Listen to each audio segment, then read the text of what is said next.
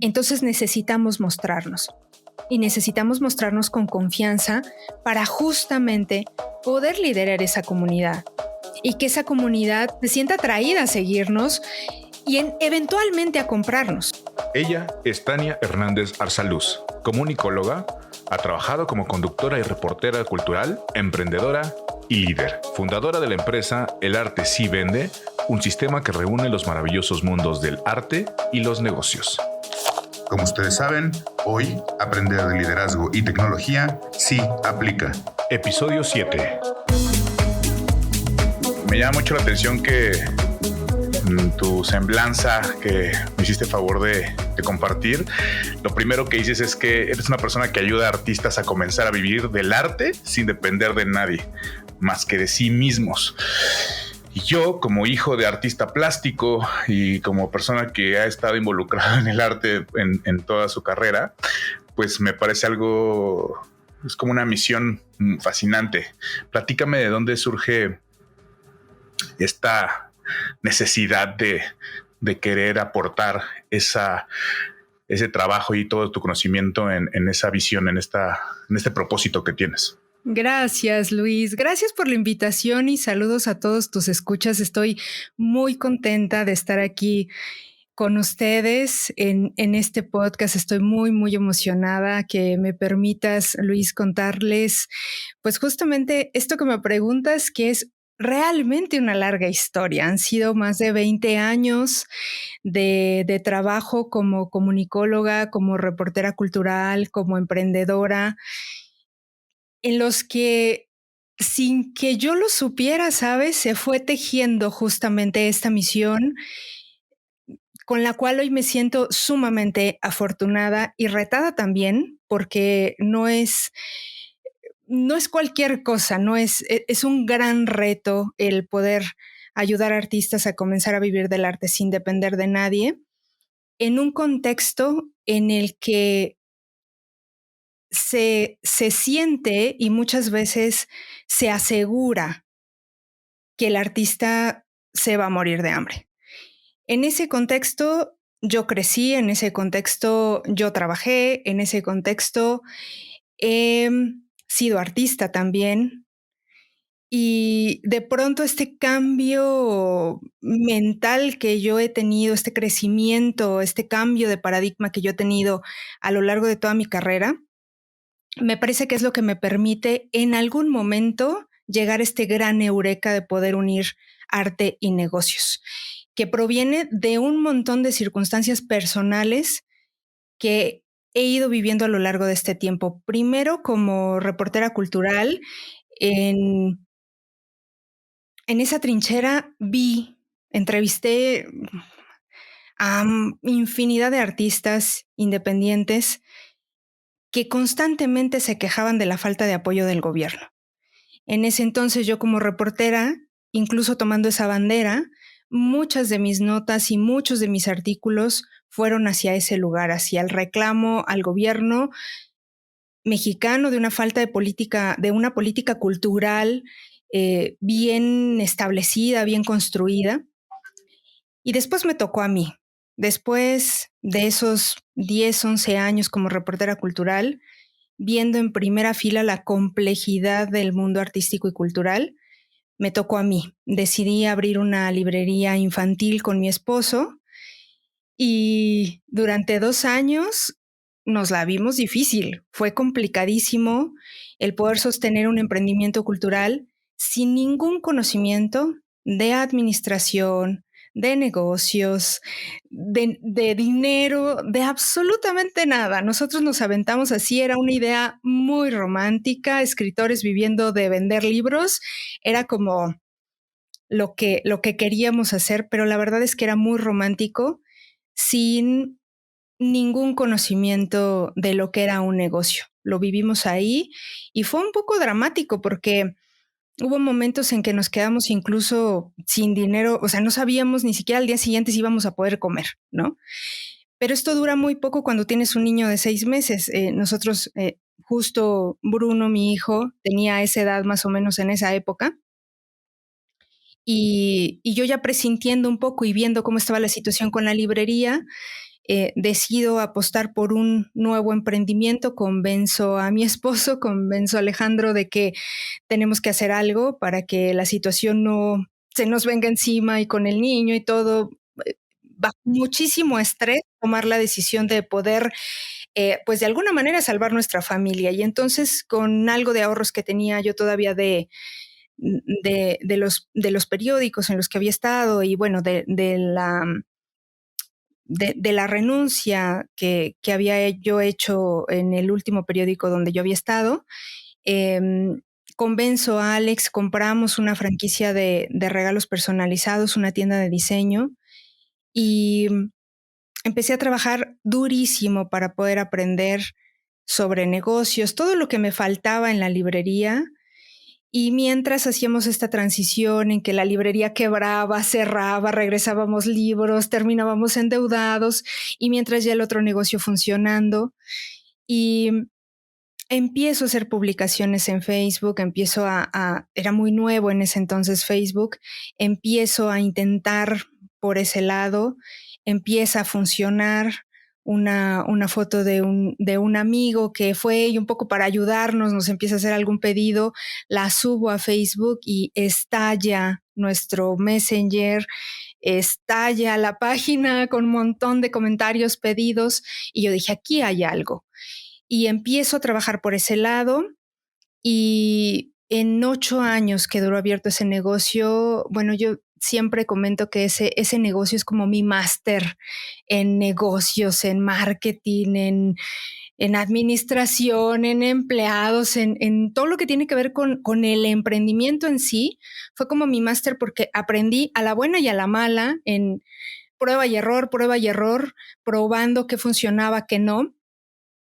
Y en algún momento de este tiempo ya un poco agotada también, Luis, porque así como es muy desgastante tener un negocio que no funciona, como fue el caso de la librería, porque estás tronándote los dedos, no sabes si vas a vender, si no, así también es muy desgastante un negocio que vende muchísimo y que de pronto no puedes controlar. Yo lo veía como un pulpo así de 10,000 cabezas que no podía controlar porque vendía y vendía y vendía. El problema de ese negocio era ese y de pronto aprender también a administrar la fuerza de ese negocio también fue todo un reto.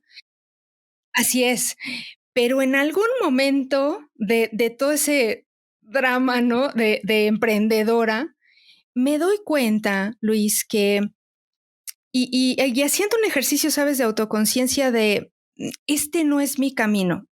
Amo el emprendimiento, amo el negocio, pero no amo el giro en el que estoy, ¿no? No son mis clientes favoritos, los productos que estoy vendiendo como que no cuadran con quién soy yo, y de pronto empieza esta inquietud de algo está pasando aquí, o sea, de estas veces que sientes que hay algo ahí, pero no logras como distinguir. Entonces, un poco haciendo ese ejercicio de qué hay aquí para mí, empiezo yo a hacer unas transmisiones en vivo por mi Facebook personal, hablando de negocios, de emprendimiento, de anuncios. Para este momento, yo ya con un montón de años de experiencia haciendo anuncios en Facebook, luego en Instagram, queriendo un poco compartir lo que yo estaba haciendo y además un poco como para descansar de todo el ritmo acelerado del negocio, un poco como para yo retomar los micrófonos, la cámara, en fin, todo esto que a mí me apasiona y empiezo a hacer estas transmisiones y en algún momento, Luis, no sabría decirte cuándo, pero hizo clic este back que yo traía como artista, como escritora y luego como reportera cultural y luego en el emprendimiento y dije, claro, llegó un momento en que me di cuenta, tengo por un lado artistas que no saben nada de emprendimiento, que tienen muchas dificultades para generar ingresos, para hacerlo de manera estable. Y tengo este otro lado, que es el lado del emprendimiento, que para nada está preocupado por el artista, ¿no? Que tiene otro ritmo completamente diferente, todos son negocios, giros comerciales, dinero, ¿no? Así es, la utilidad, ¿no? Que todo funcione, que podamos pagar todos los sueldos y las rentas y todo, pero yo dije, aquí hay algo, porque si yo le cuento al artista del emprendimiento y si el artista puede ir más a esta parte de emprender, de hacerse cargo, aquí hay algo. Y entonces ahí fue cuando descubrí justo esta unión que hoy es el Arte Si Vende, que es esta unión de arte y negocios, que domino muy bien, ¿no? Que soy experta de los dos lados, que he vivido las buenas y las malas, tanto de un lado como de otro, conozco muy bien la complejidad del mundo cultural y artístico, conozco muy bien la complejidad del emprendimiento, y ahí, en ese encuentro, llegó el Arte Si Vende de forma, ¿sabes? Ya muy natural. Cuando yo lo dejé fluir, porque de pronto también yo tenía resistencias de no, esto no es posible, como si todo el tiempo me han venido diciendo que no se puede, que del arte no se puede vivir, que del arte te puedes morir de hambre, que es difícil. De pronto también yo tenía mis resistencias y cuando logré soltarlas y decir, bueno, es una búsqueda, necesito entender cómo yo puedo ayudar a artistas con esto que sé, y cuando lo empecé a comprender, empezó a fluir, Luis. Y de ahí viene el Arte Si Vende, de un proceso profundamente personal, y creo que por eso logra conectar tanto con los artistas, ¿no? Porque viene de ahí, de un lugar de verdad de mucho corazón y de un montón de experiencias de muchísimos, muchísimos años. Tardé muchos años para llegar a esta misión. Creo que me parece en este momento puedo decirte que ya es, o sea, que ya este sí es mi propósito, ¿no? Porque he probado un montón, ¿no? Muchos, muchos a lo largo de este tiempo, pero nada me apasiona tanto como lo que hago ahora. Creo que la combinación de los conceptos que acabas pues de resumir, digamos, ¿no? Años y años de ese proceso, esa trayectoria, ese aprendizaje constante. Justo, es como lo proyectas muy, muy, muy bien. Esa liberación, esa paz interior de sentir que estás ya ubicada en las rutinas, en las dinámicas, en las relaciones e interacciones que están completamente alineadas con tu mundo, con tu forma de ver el mundo, con tu forma de dar una explicación a qué haces en este planeta, en qué haces existiendo, ¿no? Eso, híjole, la verdad es que me da mucho gusto sentirlo y ser testigo de esta declaración que acabas de hacer, porque pues parte de la iniciativa de liderazgo, de lo que yo hablo de liderazgo, es sí liderar grupos y todos, pero cuando tenemos que ejercer liderazgo, lo tenemos que ejercer primero para nosotros, tenemos que ser nuestros propios seguidores. Y cuando estás convencida, en este caso tú, de tu visión, de tu camino, de tu propósito, pues eres tu líder y casi todo se va dando de una manera muy orgánica, ¿no? Entonces eso es lo que más me llama la atención. Y bueno, la cantidad de conceptos que manejaste, temas que tienen que ver con justo lo relacionado a un emprendedor o a una emprendedora, diversificación, expertos en todo, o involucrarse en todos los detalles, en todos las minucias y los procesos justamente que involucra crecer un negocio y mantenerlo vivo, ¿no? Platícame, ¿cuándo fue esa... ¿En qué momento dijiste, claro, la combinación de mi experiencia en relación a la comunicación, entrevistando y cubriendo de eventos culturales y artísticos, y mi experiencia ya en el emprendimiento, en saber llevar las cuentas, los costos, el balance, etcétera, y aparte la forma de comunicarlo a una audiencia que está ávida, porque pues es casi que cultural internacionalmente la vinculación del arte o del artista con la precariedad o precariedad más bien. ¿Cómo te diste cuenta? Digo, ya me explicaste un poco más grandes rasgos, pero explica un poquito más ese momento en el que empezaste a conectar las dendritas y dijiste, claro, aquí esta parte se necesita, es una cosa que se necesita en la audiencia, que necesita el mercado, y yo pues ya lo tengo de manera integral. Cuéntame ese proceso. Pues fíjate que Fíjate, Luis, que fue un proceso de más de 2 años, porque yo empiezo con estas transmisiones en vivo sin tener muy claro quién era mi cliente. Yo solamente quería hablar de anuncios, de marketing, era lo que a mí me apasionaba en ese momento y yo solo quería hablar de eso. Entonces empecé a prender la cámara y empecé a tener ciertos clientes, algunos de ellos muy complicados, que venían de el ámbito político, y de pronto me detuve y dije, a ver, no, yo no quiero trabajar con ellos, o sea, no creo en esto, no me siento como contenta, conectada, no. Entonces me detuve, empecé a detener como todos estos proyectos que tenía yo ya encima, y me empezaba a buscar gente de justamente de esos rubros, y yo dije, no, esto no me gusta. De hecho, yo cuando era reportera siempre huí de reportear política, no me gustaba. Cuando me castigaban me mandaban a eso. Entonces no me gustaba y eso lo tenía muy claro, no me gustaba para nada. Y entonces dije, no, no es por aquí, no sé ni por dónde sea, pero por aquí no es. El asunto es que me tardé como 2 años y en algún momento descubrí unos mentores en Argentina. A Alex me los presenta, mi esposo empieza a escuchar un podcast de ellos.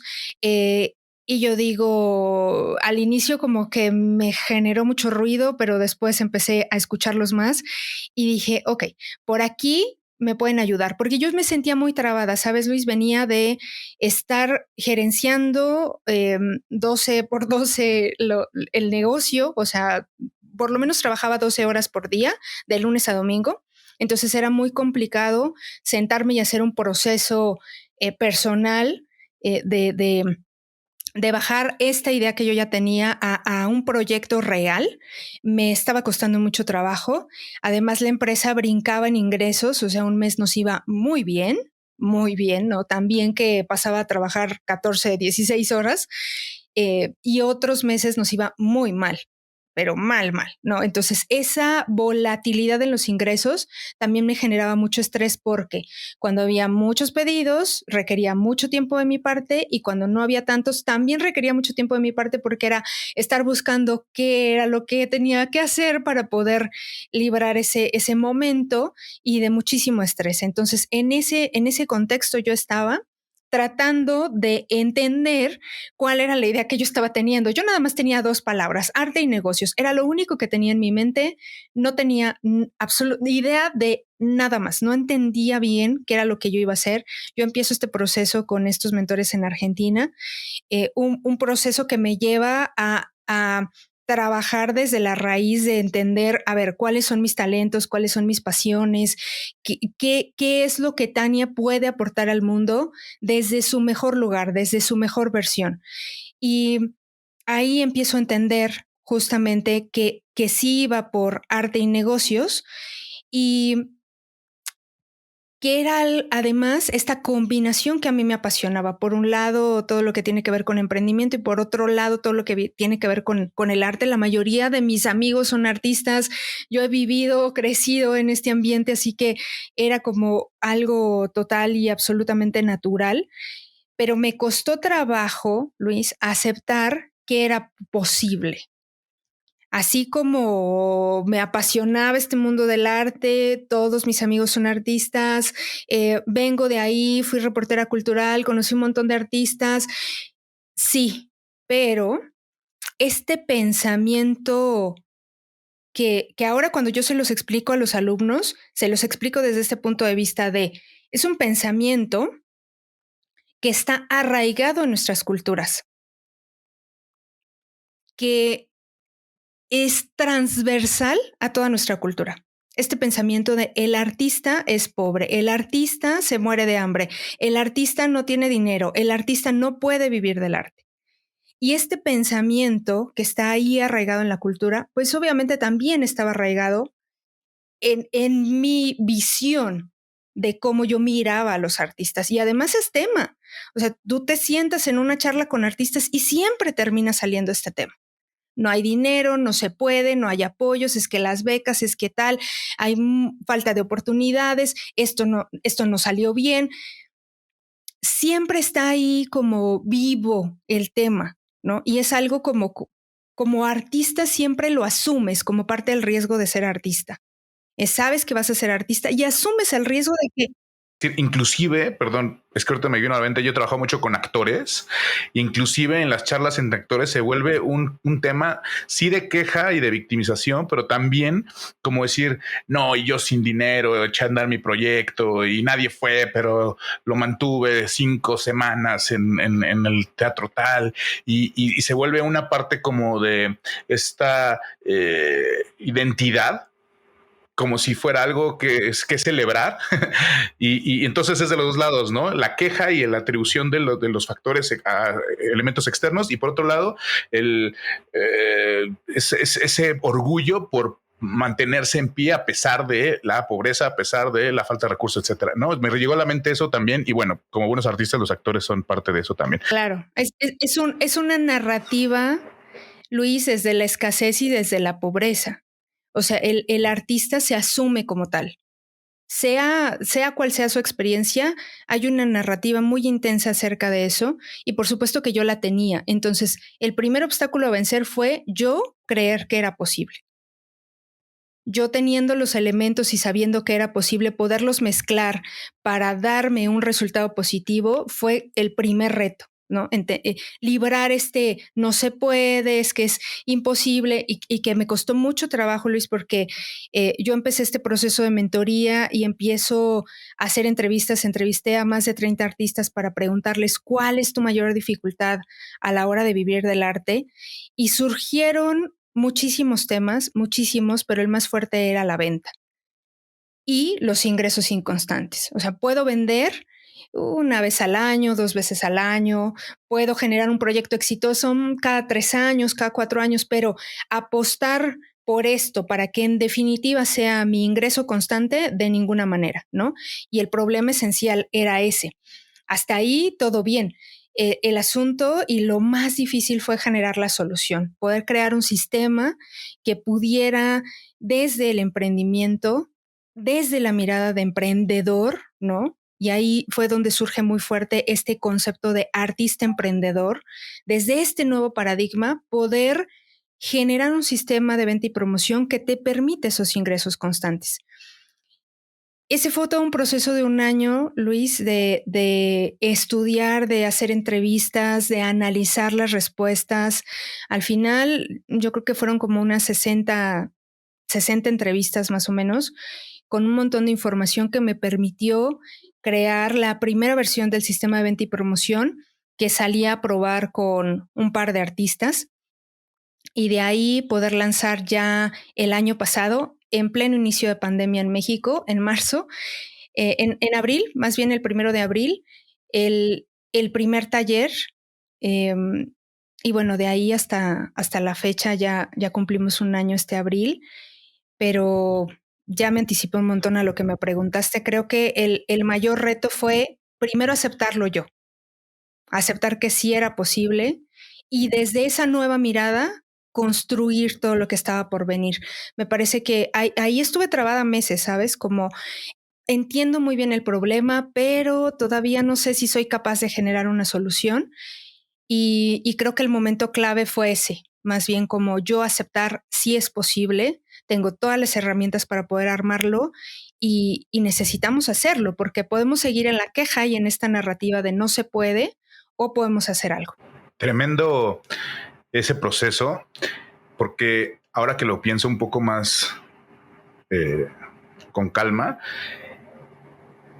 muchos dirían que es el peor nicho posible. O sea, es como ir contra una resistencia, como dices, de milenios, y la identidad del artista que no se vende, justamente el artista que es auténtico y que se le dices, oye, es que vender tu obra es parte de tu trabajo, también venderte tú. No, para nada. Eso, yo me dedico a lo mío y creo y hago la creación y todo. Y claro, si lo relacionamos con ese vendedor o ese personaje que está siempre buscando sacar ventaja del cliente y mintiendo para poder venderte algo de manera casi que impositiva, etcétera, pues claro, ningún artista casi que por definición se va a identificar con eso, pero creo que es una misión Qué bueno que lo tienes tan claro y que estás tan motivada y tan entusiasmada y te da tantos resultados, porque sí es una lucha cultural, ¿no? Interna, como lo mencionaste tú, en ese proceso que tenías que convencerte tú primero y después con tus alumnos, con tus clientes, con el mismo entorno, con el círculo social y de colegas de esos mismos alumnos tuyos que van a generar resistencia y le van a seguir regenerando toda su vida, porque si el que no se quiere salir de eso, pues va a morir así, ¿no? En ese mismo contexto. Pero qué padre que sí existe esta posibilidad de darle una vuelta de tuerca, ¿no? A la identidad, a la historia que cuenta un artista y con todo el orgullo y pues no sé cómo llamarle, justo este liderazgo mismo, de decir, ¿sabes qué? Esto es mi obra y te lo cuento como mejor puedo para convencerte que agrega valor a tu vida y que esto hace la diferencia y que esto puede ser una inversión importantísima y no un gasto como millones de gastos o miles de millones de gastos que hacemos todo el tiempo la sociedad y no pensamos en consumir obra artística, ¿no? Yo tengo la dicha y la gran alegría de ser hijo de un artista plástico mexicano y y bueno, no eres mi psicóloga, así es que no te voy a contar todos mis traumas al respecto. Estoy muy orgulloso de mi padre. Pero me los imagino. Pero te los puedes imaginar, al grado de que yo en algún punto de mi vida negué y todo perfil artístico que pudiera tener en mi vida profesional porque iba por otro lado. Ahora ya más grandecito, como un adulto, puedo y que he estudiado y que me he entrenado y que he aprendido a abrirme y a entender que esa identidad puede convertirse en lo que uno desee que sea, pues me siento muy orgulloso de poder decir, oye, pues vamos a vender tu obra o voy a vender mi obra o voy a vender mi trabajo artístico y creativo, ¿no? Tremendo ese concepto. Nos podríamos poner a platicar 2 horas nada más de esa dinámica cultural y no acabamos, pero... Claro, ahí me encantaría, Luis, poder hacer esta acotación simple, sencilla, de poder resignificar la venta, porque hablaste de este vendedor pesado que te quiere obligar, que te miente, tal.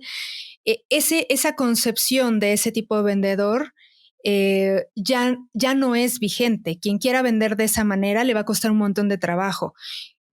¿Cómo? ¿No? Y se los digo a los artistas, necesitan tatuarse, entender que la venta es un arte. Es un arte que se aprende, que es un proceso y que además parte de la base de ayudar. Vender es ayudar. Si nos colocamos mentalmente en este concepto, de inmediato cualquier resistencia que pudiera surgir alrededor de la venta se desvanece, porque al final la venta es un intercambio de energía, pero no solo eso, o sea, no solo es un intercambio de energía y de dinero, sino es la oportunidad que tiene el artista de poner su don al servicio de la sociedad, que esa al final es la función del arte.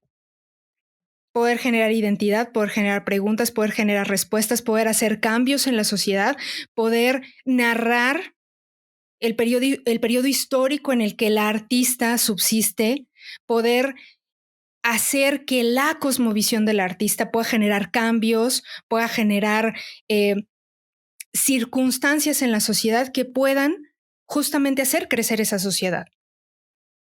Y si nos negamos a vender esa cosmovisión y esa nueva idea que puede sembrar en la sociedad para hacerla mejor, se queda guardada en un taller, se queda guardada en el closet, abajo de tu cama, prestada, regalada, etcétera, etcétera, y pierdes la gran oportunidad que tienes como artista de ser un vehículo de transformación y de cambio.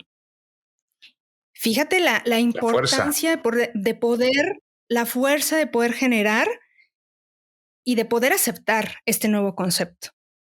La venta es un arte y vender es ayudar. Desde ahí, ya ninguna resistencia puede ser válida. O sea, necio el que siga insistiendo en que vender es venderse, eso no es cierto, porque además nadie dijo que tienes que hacer algo súper comercial para vender, no es cierto. La gente quiere, necesita al artista auténtico. Y entre más auténtico sea, más éxito va a tener. La posibilidad ahorita se me ocurrió de poder generar como justo un taller muy dinámico entre artistas que son buenos vendedores, que entienden esta libertad de poder o este nuevo concepto, esta nueva dinámica de vender de una forma auténtica, y vendedores que se podrían beneficiar de tanta información por parte de un artista, ¿no? O sea, como su atención al detalle, su pasión, su reflexión, sus procesos creativos. O sea, como un buen vendedor tiene tanto que enseñar a un artista y un buen artista tiene que enseñar a un vendedor, ¿no? Eso podría parecer pues, contradictorio en cualquier otro contexto, pero ahorita que estás mencionando todos esos conceptos, qué bien que lo dejas claro y haces esas acotaciones, porque no funciona nada más para las personas que se dedican a vender su arte.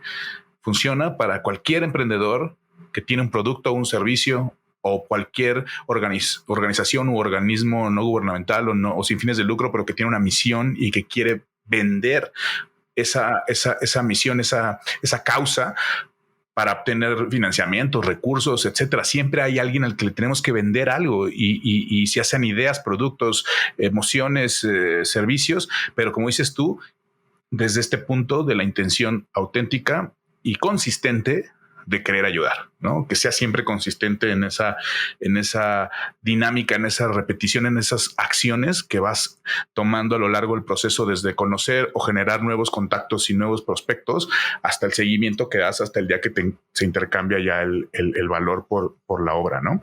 Creo que aplica para cualquier emprendedor, para cualquier empresario, inclusive cualquier jefe de ventas o director de ventas o director comercial de cualquier empresa, cómo absorber y asimilar estos conceptos.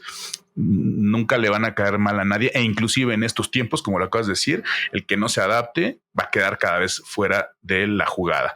Creo que los únicos que siguen vendiendo y siendo exitosos vendiendo con este otro estereotipo que manejabas, que platicábamos hace rato, pues siguen teniendo clientes que no son relevantes, que no van a generar demasiada utilidad, demasiados beneficios, pero poco a poco se están aislando, y más con el tema de las redes sociales. Y tomando el tema de las redes sociales, quiero que me platiques, o me gustaría que me platiques más bien, cómo vas o cómo creaste esa comunidad desde tu negocio anterior, desde la otra empresa, cómo vas creando esta audiencia, esta comunidad.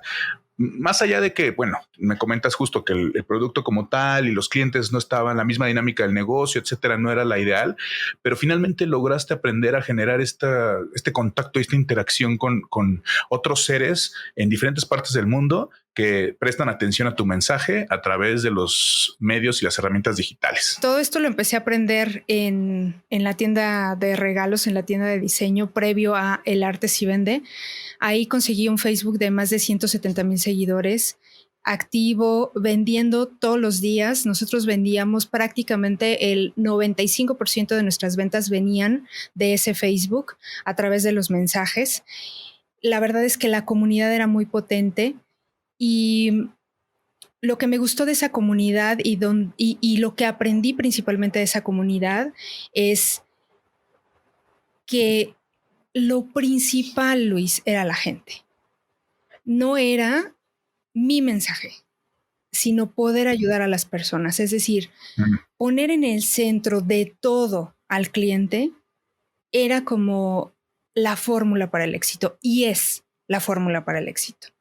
Es decir, yo quiero vender un producto y ese es mi interés y mi intención y yo quiero vivir de esto, pero el ser capaz de retrasar en lo posible ese objetivo en redes sociales y poner por sobre ese objetivo las necesidades de las personas es realmente la fórmula para el éxito. Si yo primero te ayudo y te escucho y entiendo qué es lo que quieres de mí o cómo yo te puedo ayudar, en ese momento la cuestión cambia. En ese Facebook aprendí muchísimo, Luis, porque entendí que no podíamos hablarle, por ejemplo, al cliente como un robot. Siempre todos los que contestaron mensajes en la empresa cuando estuvo bajo mi cargo, todos nos presentábamos todos teníamos nuestra personalidad. Alex contestaba de una manera, mi esposo, yo contestaba de otra.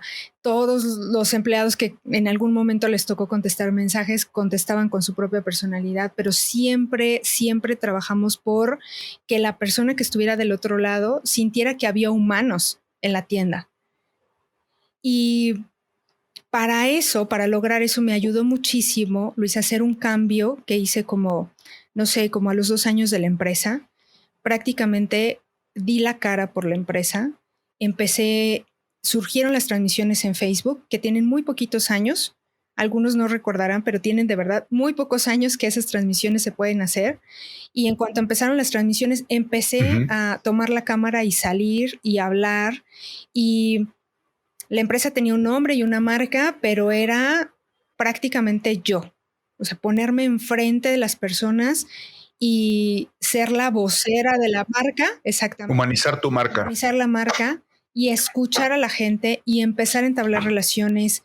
Muchos de ellos se convirtieron en mis amigos, llegaban y me hablaban, querían que yo los atendiera, no querían que nadie más los atendiera, ¿no? Yo por eso también me la pasaba como mucho tiempo en la tienda porque pues venía la gente y también quería como verme, ¿no? O sea, quería como ver, a ver si Tania es real y me habla como me habla en la cámara y siempre traté de ser muy auténtica, ¿no? De no fingir nada. Lo que yo pensaba lo decía, aunque a veces era,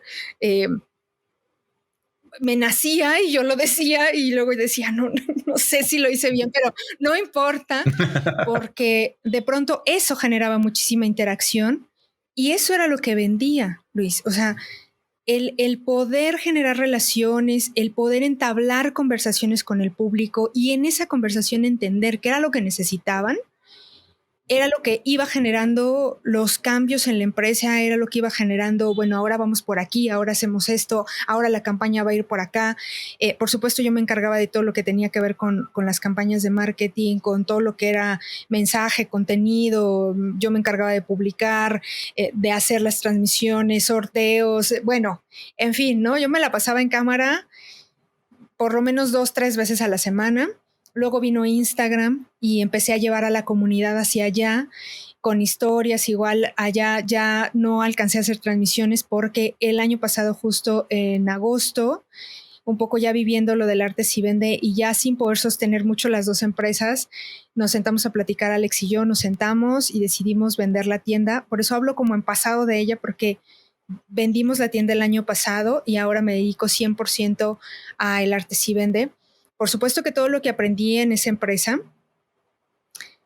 me lo traje para el arte si vende. Por supuesto que sabía que necesitaba generar una comunidad y poder generar estas conversaciones y poder escuchar al público sobre qué necesita. Escucharlo atentamente, porque en la conversación fluye justamente la forma en la que la gente quiere que lo ayudes o la forma en la cómo necesites ayuda. Y te lo pongo en un ejemplo con el arte si vende. ¿Qué pasó con el arte si vende? Que yo entré con esta idea de arte y negocios y yo lo que pensé, Luis, es que iba a ser marketing online para artistas, que ese iba a ser la forma en la que yo iba a ayudar a los artistas. Y pronto, cuando empecé con las entrevistas, me di cuenta que si yo solo hablaba de marketing online para artistas, me iba a quedar muy corta acerca de lo que necesitaban y cómo podía yo ayudarlos. Actualmente el sistema tiene 6 pasos, bueno, 5 pasos.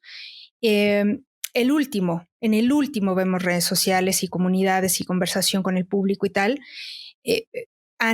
Generamos todo un sistema que viene anclado desde una reflexión de quién eres, de cuáles son tus obstáculos mentales y emocionales que te han impedido vivir del arte, hasta poder ya generar una estrategia de contenido que te permita salir y hablarle al público. Pero es el último paso. Yo se los pongo en el arte si vende como un cohete. Primero tenemos que armar todas las piececitas interiores para nosotros poder tener claro qué es lo que vendemos, a quién se lo vendemos, cómo lo vendemos. Y eso viene de escuchar al público, que eso lo traigo mucho de la empresa pasada. Me parece que el reto en este momento de las comunidades digitales es justamente que quien lidere a esa comunidad pueda tomarse el tiempo de escuchar a su comunidad. Hace poco formo parte de la red de líderes de Facebook y hace poco me regalaron una mentoría con un experto en Instagram y yo le preguntaba mucho justo sobre las comunidades y me decía, Tania, cada comunidad es distinta. No en relación al número de seguidores, sino al tipo de personas que se reúnen en esa comunidad. Como todos son distintos, distinto público, tú tienes distinto público en tus comunidades, yo tengo distinto público en el mío. Obviamente las comunidades se comportan de formas distintas. Hay patrones que se van cumpliendo, sí, cuando hablamos ya en la generalidad, pero regularmente cada comunidad es distinta, ¿no? Desde qué horario es el mejor para publicar hasta qué tipo de contenido conecta más o qué tipo de formato conecta más. ¿Por qué? Porque vamos generando tribus y cada tribu es distinta. Cada grupo de personas es distinto y entonces de ahí proviene el gran reto de poder abrir bien los oídos y escuchar qué te está diciendo tu comunidad. Porque no es la comunidad del de al lado, no es la comunidad del que admiras, no es la comunidad de otra persona, sino es tu comunidad. Sean 100 personas o sean 10,000 o sean 100,000, el reto es escuchar y poder leer entre líneas cómo puedo ayudarte mejor. Si logro yo bajar de escena mis intenciones personales de marca y puedo poner en el centro las tuyas, en ese momento la comunidad funciona, crece y no hay otra manera. No va a haber otro camino más que tu comunidad crezca.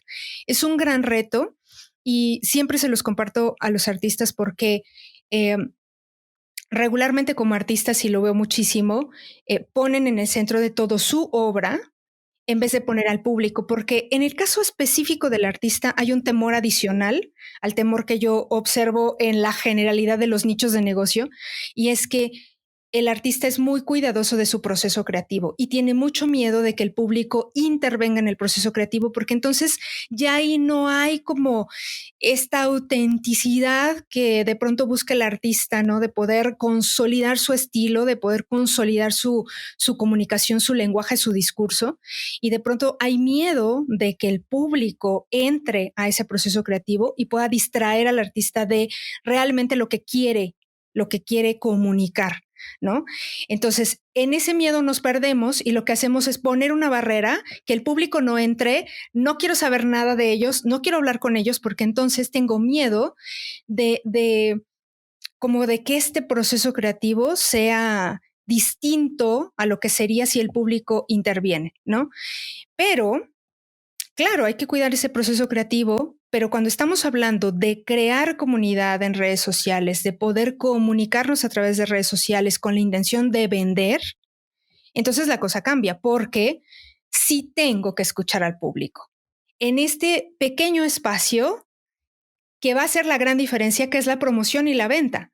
No te estoy preguntando a ti, público, sobre el fondo de la obra, sino sobre la forma en que tú quieres que yo te venda, en que tú quieres que yo comunique. Es un matiz, Luis, que me parece fundamental, porque regularmente el artista convierte sus redes sociales en grandes galerías y se olvida de comunicarse con el público. Se pierde la gran oportunidad de comunicarse con el público, de escuchar qué es lo que necesita.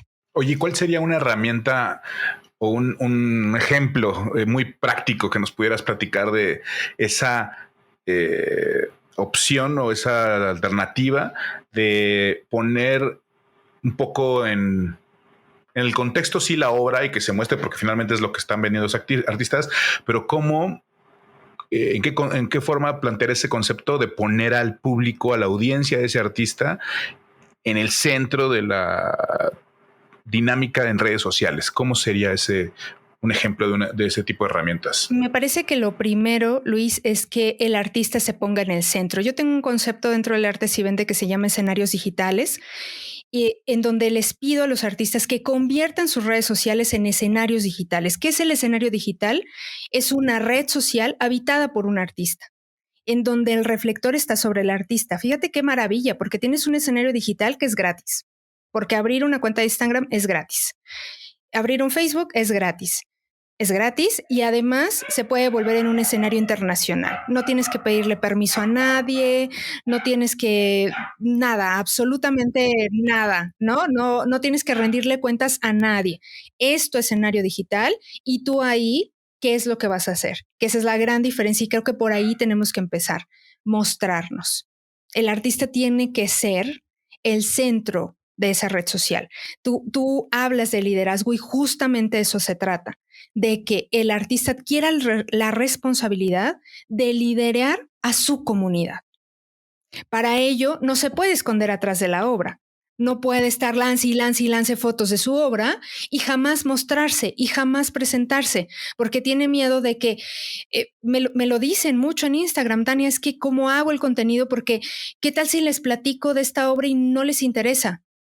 Es que no lo sabes. En el momento en que tú lo platicas, empiezas a conversar con la gente. Y en ese momento, Luis, pasa justamente el poner al público en el centro de todo. Es decir, te estoy compartiendo quién soy para poder comunicarme contigo y abrirte la puerta a lo que yo estoy haciendo, a mi expresión, a mi mundo. Wow. Les hago esta metáfora siempre de las redes sociales. De las redes sociales son como una gran fiesta. Tú no llegas a la fiesta con tu cuadro enfrente diciendo 40 por 60, papel fabriano, 1,800 pesos. Tú no llegas a una fiesta así y te sientas en el rincón. No estás, o sea, llegas a conversar. Me da mucha risa porque sí me ha tocado ver artistas llegando a fiestas igualito, casi con la obra de frente o cubriéndose la cara, ¿no? Pero tienes razón, en la vida real tienes que poder entablar una charla, mostrarte, claro, hablar de tus vulnerabilidades, hablar de tus gustos, hablar de tus procesos, escuchar también, obviamente, para poder generar esa empatía con el interlocutor, ¿no? O sea, y ese es tip práctico, Luis. O sea, ¿quieres poner al público en el centro? Permítele que converse contigo. Y para permitirle que converse contigo necesitas mostrarte. El público no puede conversar con un objeto. Al final, claro, la obra es un objeto.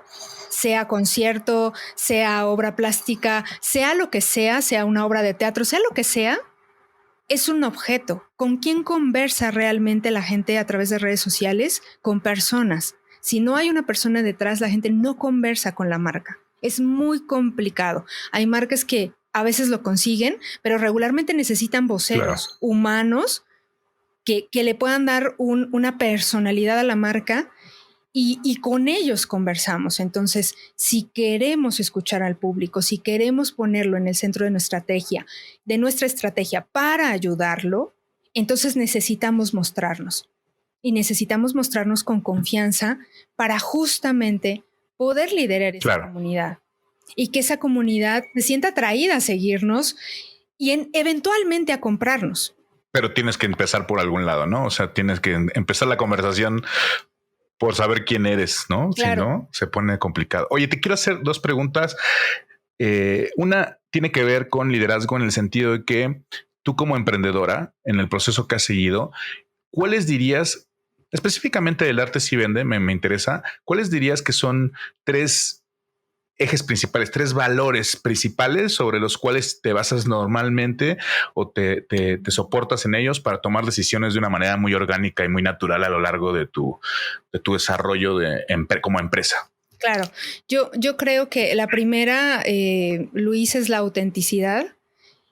Así como hablo contigo en este podcast, así hablo en mi podcast, así hablo en las transmisiones y de pronto cuando me escuchan los alumnos que me están viendo ya dentro del programa, ¿no? Ya en lo que no es público, digamos, ya en el servicio, de pronto es como, Tania, si eres así, qué maravilla, ¿no?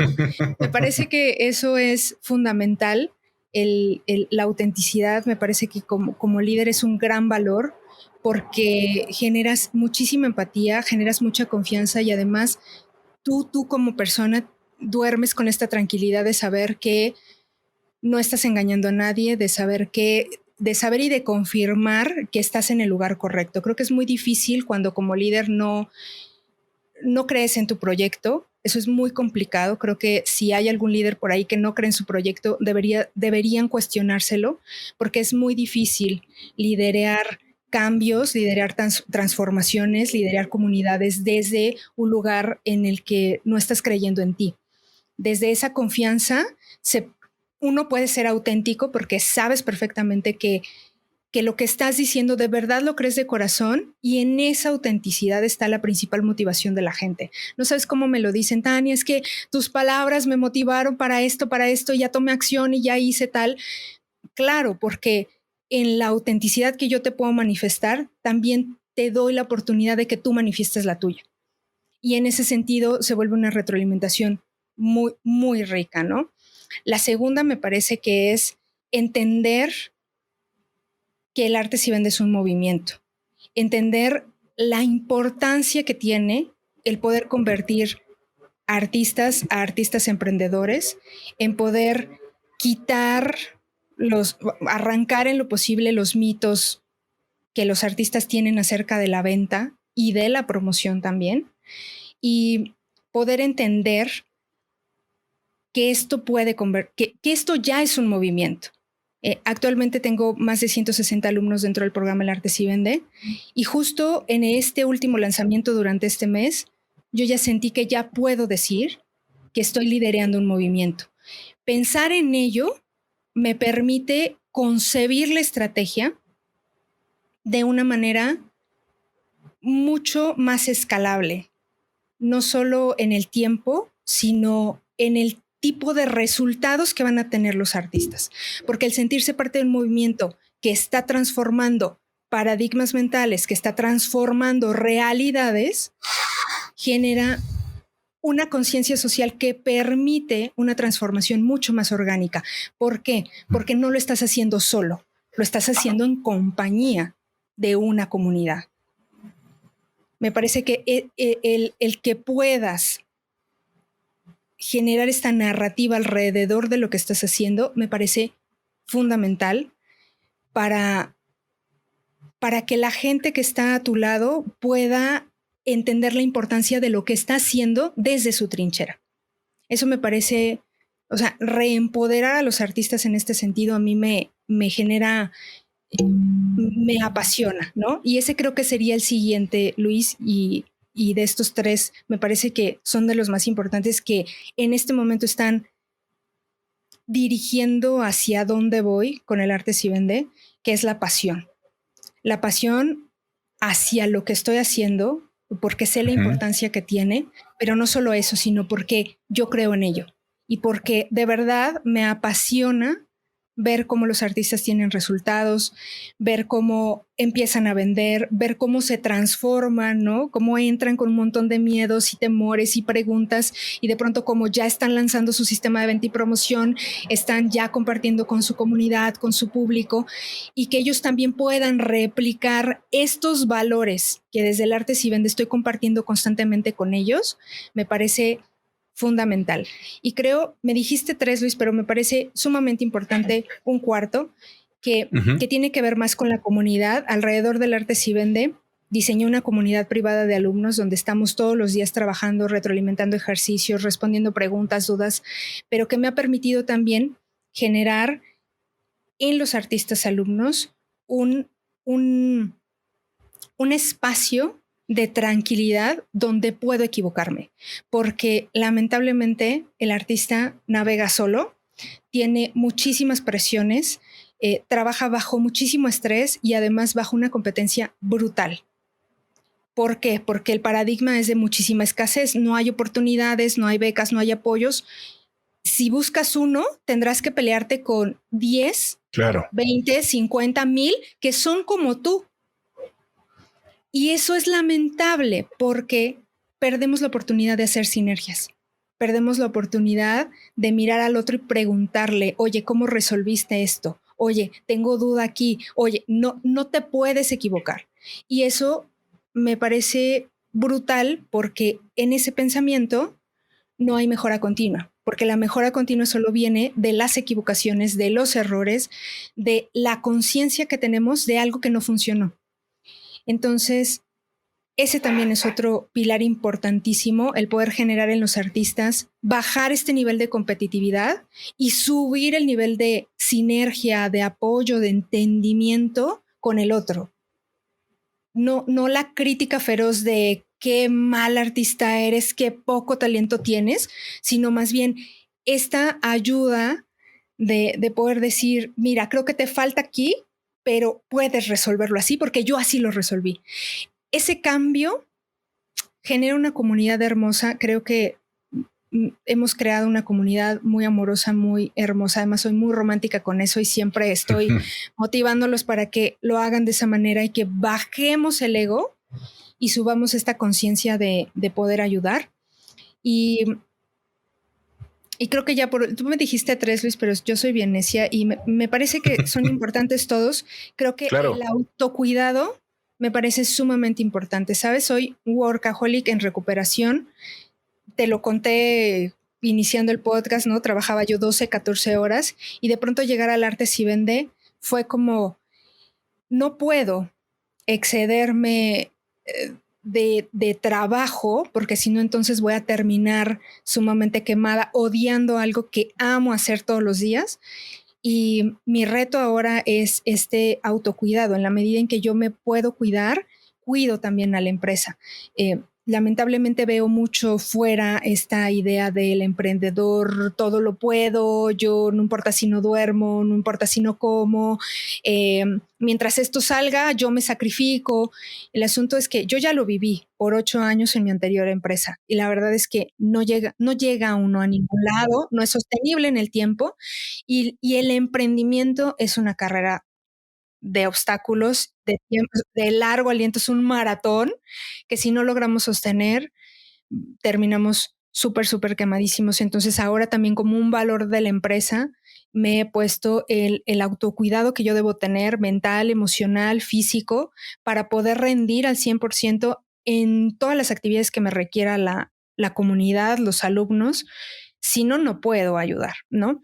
Y me parece importante que en esta era en la que muchos han optado por el emprendimiento con todos los retos que ha traído la pandemia y que de pronto han visto en el emprendimiento una fuente de ingresos constante, emocionante incluso, que se cuiden, que no esperen a que pasen 10, 12 años y que estén súper estresados, que ya no quieran levantarse, incluso que estén deprimidos, que no esperen a que suceda, sino que de verdad lo pongan como parte de sus principios de empresa, porque la empresa se los va a agradecer y también la gente que los está siguiendo. Claro. Oye, y en ese contexto de el arte, la venta, los valores que ahorita y los pilares que estabas comentando, bueno, el autocuidado, después nos debemos echar una plática, un café con respecto a eso, ¿no? Las rutinas, a los hábitos, a la mentalidad de salirnos de este orgullo igual barato de que el que se quema y el que está ahí pegado a la computadora 1000 horas es el que es exitoso, etcétera, ¿no? Eso está padre, ese tema me encanta, pero te quería preguntar específicamente en otro contexto del arte y obviamente en el tema de tecnología, ¿qué nos puedes decir con respecto a los artistas digitales, a los artistas que usan medios alternativos, nuevos medios para comunicar y más bien para crear su obra y sus creaciones artísticas? Por un lado, ¿cómo lo ves tú esa evolución? ¿Y qué tanto el artista plástico, el coreógrafo, el novelista, el poeta, no sé, el teatrero, el actor, el director, etcétera, todos estos personajes o artistas que están como que tienen un perfil mucho más tradicional, cómo van a ir se van a ir adoptando, se van a ir integrando o implementando herramientas digitales y tecnológicas en su quehacer artístico? ¿Cómo ves esa parte tú? Me parece que es una evolución muy interesante, Luis. Lo que yo he visto es que derivado de la pandemia se desataron muchísimos proyectos en teatro, sobre todo música. En artes plásticas Sí, pero todavía hay como cierta resistencia. Yo lo he visto principalmente un, un boom como en teatro, como en música, la posibilidad de poder generar conciertos en línea, de poder generar obras de teatro en línea, ha desatado esta posibilidad. A mí me parece que es una evolución, pero es un gran reto, porque y yo lo veo con los alumnos cuando de pronto seguimos en cuarentena, no podemos salir, pero yo necesito salir con mi sistema de venta y promoción porque necesito vender. Y entonces eh, es muy fácil pensar que simplemente con llevarlo al online, prender una cámara es suficiente. Y lo veía yo específico con una alumna que va a hacer ahora próximamente su lanzamiento, va a ser un ritual con su obra tal. Y me cuenta cómo lo ve físicamente, o sea, el ritual debería ser en un lugar, en campo abierto, tal, y de pronto empezar a hacerlo online empezó a generar un montón de resistencias y lo que descubrimos fue que no puedes llevar lo presencial tal cual al online. Si quisieras que viviéramos la misma experiencia en este ejemplo del ritual, que viviéramos la misma experiencia que si estuviéramos presencial, bueno, pues deberías tener, no sé, a lo mejor unas 5 cámaras, tener un productor que estuviera cambiando cámaras para poder tener este contexto de 360 del ritual, a lo mejor tener un dron arriba, pero eso no es posible porque eres tú sola y estás en un proyecto sola en la que vas a vender una obra plástica. O sea, ni siquiera valdría la pena contratar todo este equipo para vender una obra plástica que cuesta 3,500 pesos. O sea, no es rentable. Entonces, ¿cómo debemos hacerlo? Debemos hacer una transformación de cómo contamos lo que estamos contando. Y ese reto me parece sumamente interesante, Luis. A mí me genera muchísima emoción ver cómo los artistas lo van a resolver, pero primero lo tienen que entender. O sea, primero tienen que aceptar que debe haber una evolución de su comunicación y de su contacto con el público para poder entender el canal digital y que la gente realmente tenga una experiencia buena, amable, gentil, genial y no una mala experiencia, ¿no? Que me puedes poner el concierto, sí, pero si se oye mal el audio, pero si yo te Sí, veo a lo alto lejos, si riesgo. ni siquiera estás bien iluminado, pero es que, o sea, tienes que hacer una transformación, no es tan sencillo, tiene que haber una puesta en cámara, tiene que haber un entendimiento de cómo estamos nosotros consumiendo el contenido. Basta ir a TikTok, Luis, y observar. Yo me sorprendo, Luis, de las nuevas narrativas que están en TikTok. O sea, de pronto para mí me estalla la cabeza de ver cómo en 15 segundos una persona común y corriente, con su creatividad, puede darme un mensaje de una manera sumamente creativa. Hasta ahí tiene que llegar el artista. El problema es que tiene mucho miedo. ¿Cómo lo voy a hacer online? Y mi recomendación es que veas TikTok, que vayas y abras la cuenta y observes qué es lo que está haciendo la gente, cómo lo está haciendo, cómo está resolviendo esta comunicación con el público, de qué maneras, con qué recursos narrativos cuenta y cómo yo lo puedo adaptar a mi propio proceso, a mi propia obra. Claro. Impresionante, ¿no? O sea, pensar en eso, o sea, imagínate, pensamos en una obra de teatro de 1 hora, pero yo tengo a TikTok dándome videos de 15 segundos. Imagínate que un artista se tomara el reto de decir, vamos a hacer obras de teatro en 15 segundos. O sea, imagínate el reto. Ahí creo que queda muy claro cómo es la evolución. No nos podemos resistir a decir, yo tengo que comunicar esto como lo comunico siempre.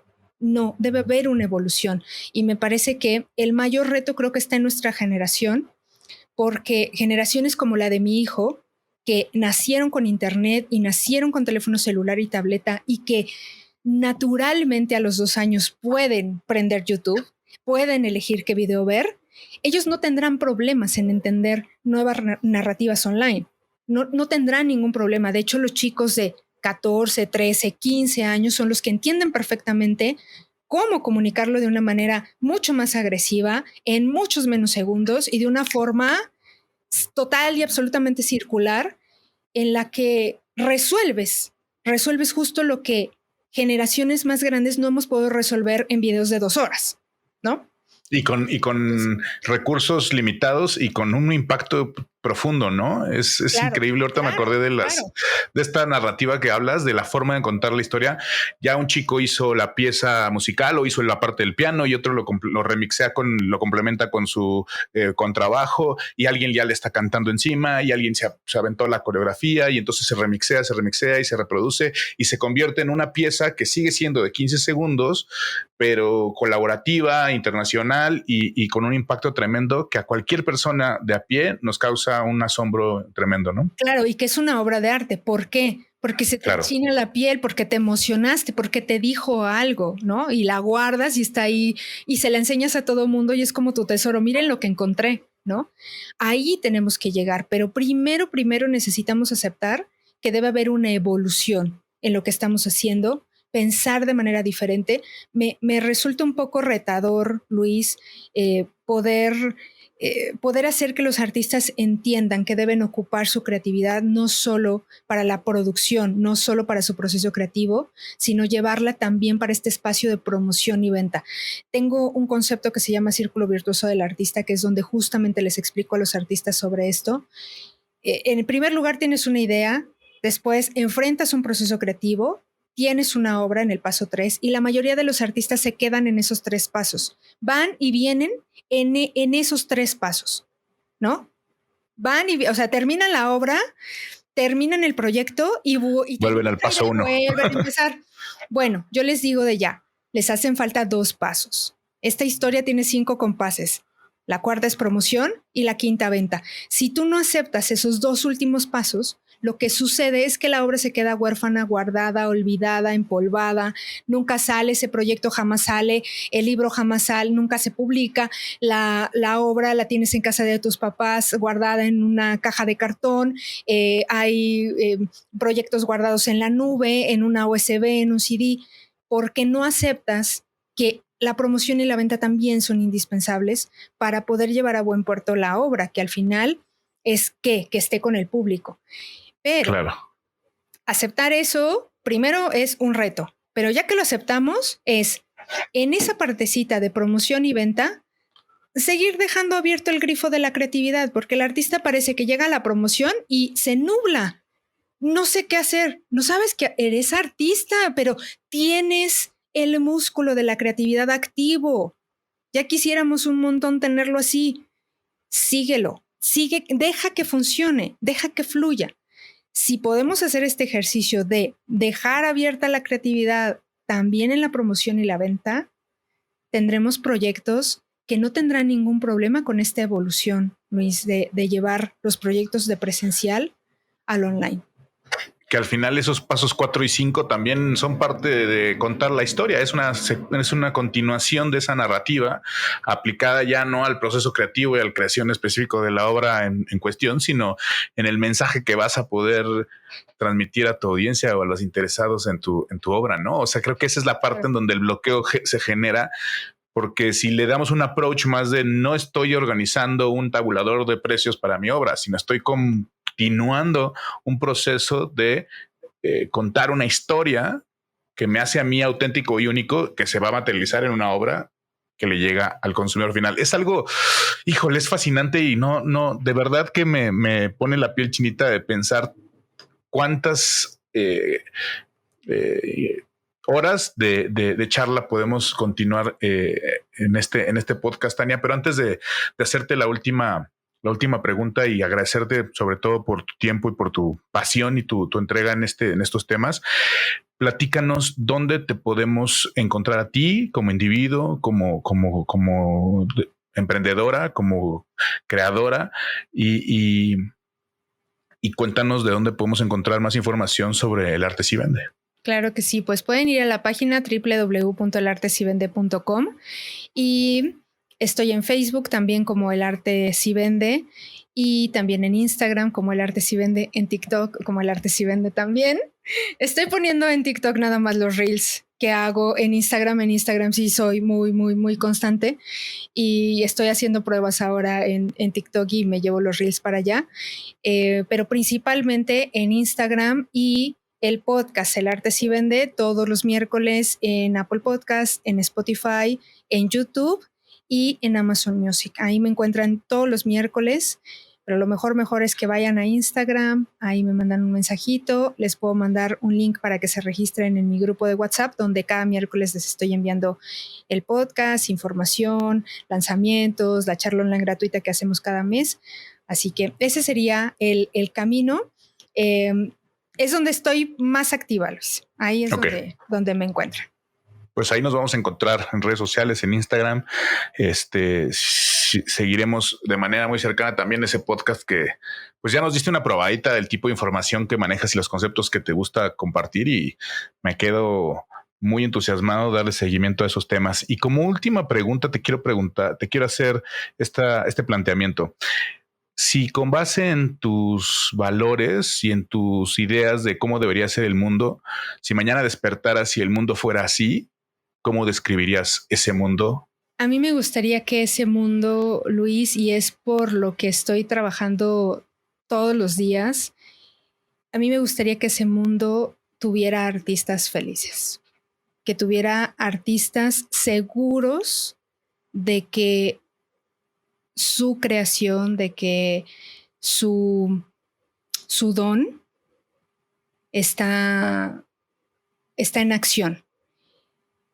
No me gusta de este mundo que hay muchos artistas que viven tristes, frustrados, que viven incluso amargados en un trabajo de 8 a 8, que no les permite expandir el don que ellos han traído a este mundo. Si eso fuera posible y si de verdad se me cumpliera ese deseo, yo quisiera un mundo en el que hubiera más belleza, en el que hubiera más arte, en el que hubiera más color, ¿no? Más pasión, porque creo que a este mundo le falta más gente, más personas felices haciendo lo que de verdad aman hacer. Y por eso me encanta mi trabajo, porque creo que aporto mi granito de arena para que esto sea posible. Me parece que si todos los artistas que tienen este don, que creen en él y que quieren apostar por él, tuvieran la oportunidad de entender cómo hacerlo, me parece que el mundo sería total y absolutamente diferente, porque primero tendríamos gente haciendo lo que ama y después el mundo se vería muy beneficiado de esa belleza, ¿no? Ese sería el mundo que me gustaría verlos. Qué potente visión, y quiero aprovechar para agradecerte ese trabajo, esa pasión, como te mencionaba hace rato, ese enfoque y la capacidad de seguir adelante uniendo esos dos mundos que no van a traer cosas más que beneficios a las sociedades, al mismo arte como ese agente de cambio que mencionabas también, en específico nuestra sociedad mexicana tan llena de cultura, de arte, de detalles y de historias que tenemos que seguir contando, y qué mejor que los artistas puedan sentirse motivados y entusiasmados, pero también con el conocimiento y con el apoyo de esta comunidad, este movimiento que estás creando, para seguir creando esos símbolos y esas obras que nos van a seguir representando en el mundo en los siguientes años y en las siguientes décadas, ¿no? Eso es una labor importantísima. Además, ¿sabes qué? Me parece fundamental hacerlo en una época como la que estamos viviendo, en la que hay muchísimo dolor, en la que hay mucho luto, en la que el reto ha sido brutal, ¿no? Lo que ha traído la pandemia y todos los cambios en la sociedad que ha obligado a que las personas hagan, me parece que tenemos una sociedad muy dolida, y en ese contexto me parece mucho más relevante todavía la labor del artista como este agente de cambio, como este agente de transformación, de sanación a través de la belleza, a través del cuestionamiento, a través de las preguntas, de las respuestas, a través de poder resignificar todo lo que nos está pasando para poder sanarlo y que la sociedad pueda pasar este trago amargo. Me parece todavía en este contexto mucho más relevante la capacidad del artista de poder generar estas transformaciones en el alma, en la mente, en el cuerpo. Y me parece que como artistas tenemos que ser corresponsables de esta tarea de poder resignificar el dolor que ha padecido la sociedad durante estos meses de pandemia y que seguramente pues nos falta, ¿no? Nos falta trecho, nos falta tramo. Me parece que como sociedad es de pronto difícil entender lo que está pasando y el artista tiene esta capacidad de transmutar, ¿no? Su historia, lo que está viviendo, sea que se ocupe el tema como motivo de procesos creativos, sea que no, ¿sabes? Porque creo que al final lo importante es que la sociedad no olvide que a pesar de todo lo que está pasando, la belleza sigue ahí. Y es deber del artista ponerle luz a esa belleza. Wow. Pues creo que ese es el final para este podcast. En esta ocasión vamos a tener, ojalá, en otro momento, otra oportunidad de seguir charlando. Te agradezco mucho tu tiempo, Tania. Te agradezco mucho que nos hayas regalado toda esta información, todos estos conceptos. Y bueno, pues lo vamos a dejar hasta ahí.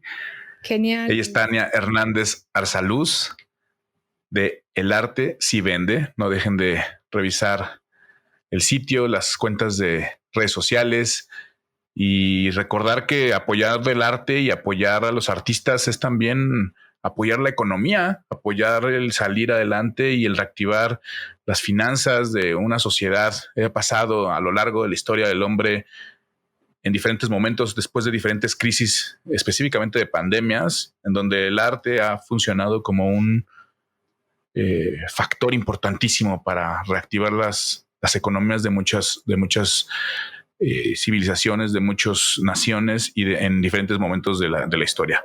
Tania, muchas gracias. Esto es Sí Aplica Podcast. Les recordamos que si les gustó este episodio, nos pueden seguir en Spotify. También pueden ver la versión en video en mi canal de YouTube personal, Luis Rueda Juárez. Y también pueden consultarlo en Google Podcast y en Anchor. Muchas gracias por su atención. Nos vemos el siguiente episodio. Gracias por quedarte hasta el final de este episodio. Recuerda que si quieres aprender más sobre liderazgo, nuevos medios y tecnología, puedes suscribirte a Sí Aplica Podcast en Spotify, Google Podcast, Anchor y YouTube. La idea es permanecer en contacto y fortalecer los canales de comunicación entre los miembros de esta comunidad. Activa la campana para que sepas cuando hay un nuevo episodio o contenido para seguir aprendiendo y compartiendo información relevante sobre estos temas. Para conocer más sobre mis proyectos y colaboraciones, entra a luisruedajuarez.com. Nos vemos y nos escuchamos en el próximo episodio.